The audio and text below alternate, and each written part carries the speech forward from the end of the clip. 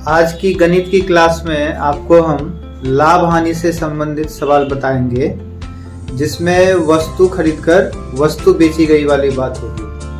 जैसे आपके सामने पहला सवाल है कि यदि 15 वस्तुओं का क्रय मूल्य 12 वस्तुओं के विक्रय मूल्य के बराबर हो तो लाभ प्रतिशत ज्ञात कीजिए। तो उसके लिए हम इस सवाल को कैसे बनाते हैं, तो पहले आपका क्या दिया हुआ है कि 15 वस्तु का क्रय मूल्य को हम शॉर्ट में सीपी लिख देते हैं, यानी सीपी हमारा दिया हुआ है 15 वस्तु।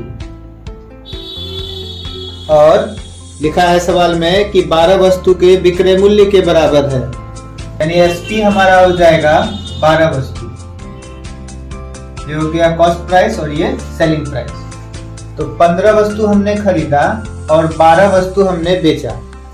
तो यहाँ पर आपका देखिए क्या हो रहा है, 15 खरीद कर आप 12 ही केवल बेच रहे हैं। यहाँ रुपये पैसे की बात नहीं हो रही है, यहाँ वस्तु की बात हो रही है कि 15 वस्तु खरीद कर आप 12 वस्तु ही बेच रहे हैं, यानी 3 वस्तु आपके पास रह जा रहा है। तो ऐसी स्थिति में क्या हो रहा है, आपको 3 वस्तु का आपको लाभ हो जाएगा।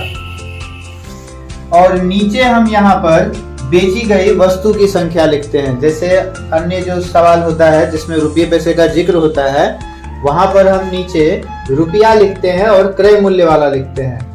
लेकिन यहाँ पर वस्तु खरीदकर वस्तु बेचा जाता है, तो यहाँ नीचे बेची गई वस्तु की संख्या लिखी जाती है।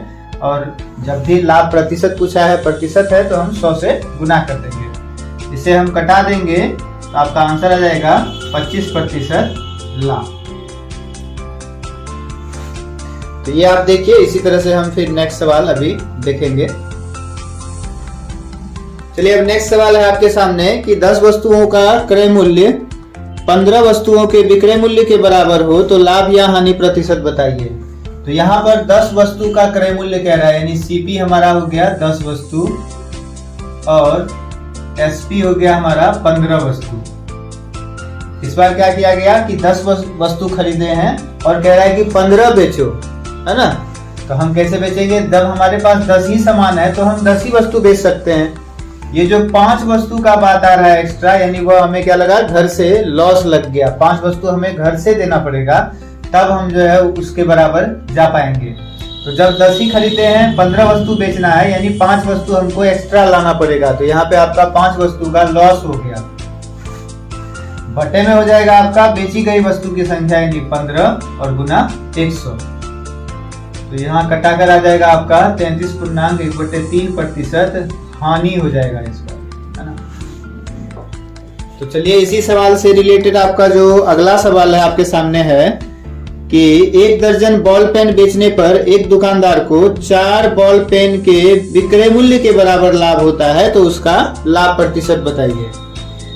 तो क्या हो रहा है, यहाँ पर एक दुकानदार को 1 दर्जन बॉल पेन बेच रहा है ना, यानी एसपी हो गया हमारा कितना, 1 दर्जन यानी 12 बॉल पेन।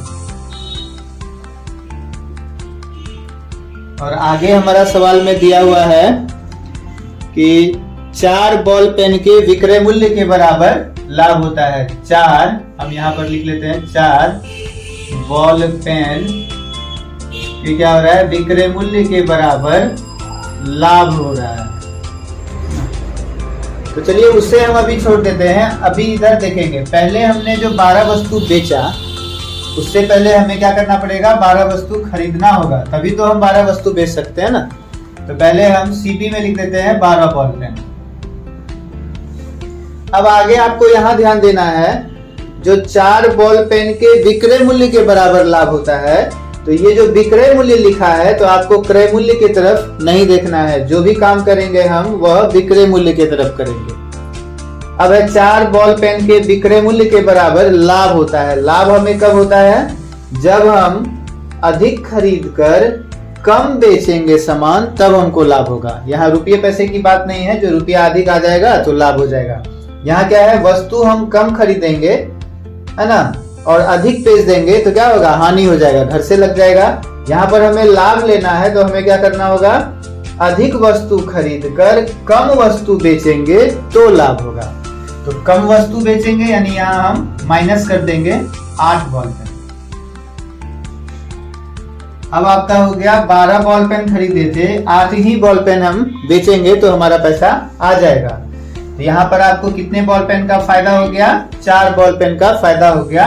बट बेची गई वस्तु की संख्या यानी कितना? 8 और फिर गुना 100।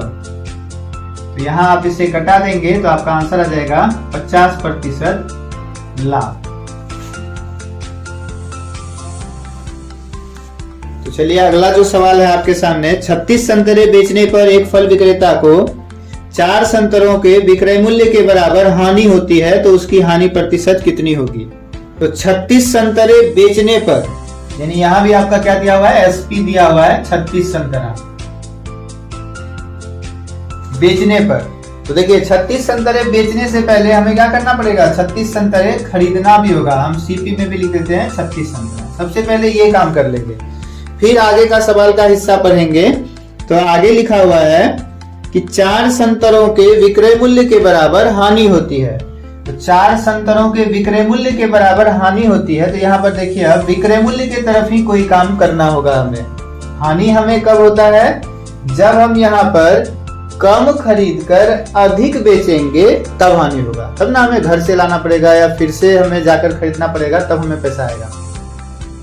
तो हानि के सेंस में आपको ध्यान रखना है, कम खरीद कर अधिक बेचेंगे तो हमें क्या होगा? हानि होगा। तो 4 संतरे के विक्रय मूल्य के बराबर हानि होती है तो हम विक्रय मूल्य के तरफ ही कोई काम करेंगे। तो 40 संतरा, अब हो गया आपका 36 संतरा हमने खरीदा और 40 संतरा हमको बेचना होगा। इसका मतलब हो गया कि आपको 4 संतरे का क्या लग गया?